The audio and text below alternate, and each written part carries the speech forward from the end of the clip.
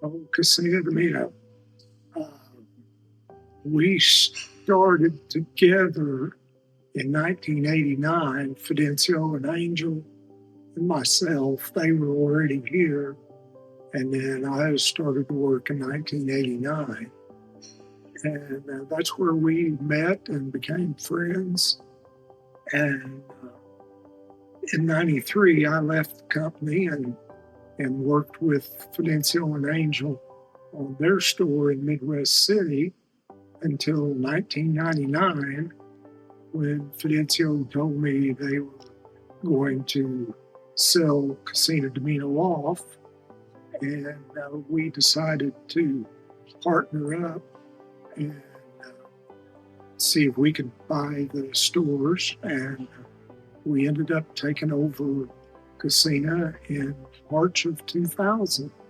And we ran the store until I retired in 21. So it's been a long time that we've been friends and business partners for a long time. I'm not sure if it's about the history, but it was always about the food.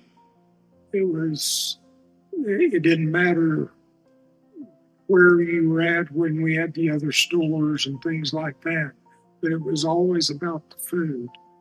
And that was the one thing that I did not have much input on. But that was where Fidencio and Angel always excelled, with producing the food and procuring all the products and stuff. So it was unnecessary for me to know about the food other than knowing how to eat it. I did pretty well with that. Oh, it means a kind of a family type organization. Even before we bought the store, it was a family kind of an operation. It went off the rails a little bit there, which enabled us to get involved and buy it, and then with my family and Fidencio and Angel's family, watching the boys all grow up and work here and see them all grow up into good young people that enjoyed the community that was around Cocina de Mino and in the Hispanic part of town here.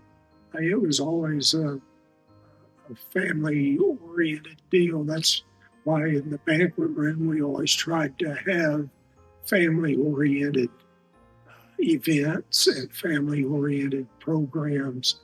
And we tried to stay away from anything that was terribly controversial, although we had a few that were considered, I'd been in business for myself several times before doing the Cocina de Mino, and worked for myself for several years from the time I left Casino in 93 till we took over in 2000. But Casino was always, it was all about the group. It was all about the employees. It was all about the food and the friendship that we always had. And it worked out really well. It was good for me. I hope it was all good for Fidencio and Angel.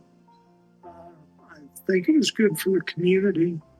I think that through the Hispanic Chamber and the Southside Chamber and the different organizations that we worked with, that I think that they benefited also from having Cocina de Mino here and having a meeting place that everybody was comfortable with, and they knew they could come and have a good meal and be respected, and just bring their family and have a good time. I think it was a very it was an important thing to have. Oh, my opinion of it is it's very important. Uh, you you've got to have a meeting place. You've got to have a gathering place for people to do the meetings, the church groups, the civic groups, the political groups. They've got to have a place to where they can come and speak their mind, whether you agree with them or not. But you still have to have that outlet to be able to move ideas forward and be able to put people out there and to foster, especially young people, to be involved in whatever activity that they're involved in.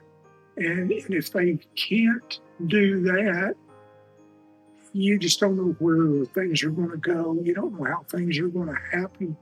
But as long as Cocina de Mino is here, I think that the South Oklahoma City and the Hispanic community in particular is well served by Cocina de Mino, and I think it's a very important place to be,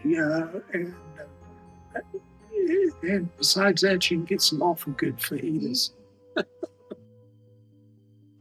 Oh, I remember when we walked in this building in 2000, and this area of the building was full of equipment. It had every kind of restaurant, grocery store, junk.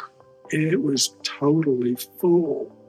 And once we got the restaurant open, we started talking about doing a banquet room and started making plans to do something with this area of the restaurant. And once it kind of started taking shape, started taking form of what we were going to do, it became really a neat place for me to see it go from a junk room into a really beautiful facility. And we've had events in here with every kind of event that you could want in here. And it's a great facility. It's comfortable, clean, cool, hot, however you need it. And the food, you just can't beat it. So this is probably, in my opinion, it's probably one of the only places in Oklahoma City that you can get this kind of atmosphere, this kind of service, this kind of food to support your event. If you're trying to raise money, what better place can you go to do it than here at Cocina de Mino in the banquet room? It's a wonderful facility. I'm really proud of it. Yeah, I just want to see it here. I just want to see it in operation. I just want to see the people that I'm familiar with being successful and seeing the business continue to thrive after over 40 years. That's a big accomplishment in the restaurant business. You hear it every day that restaurants are coming and going every few months, but not Cocina de Mino. So I hope that in the next few years, next 20, 30 more, 40 years, that Casino is still thriving and still here in Oklahoma City to perform those functions that we've done for over 40 years.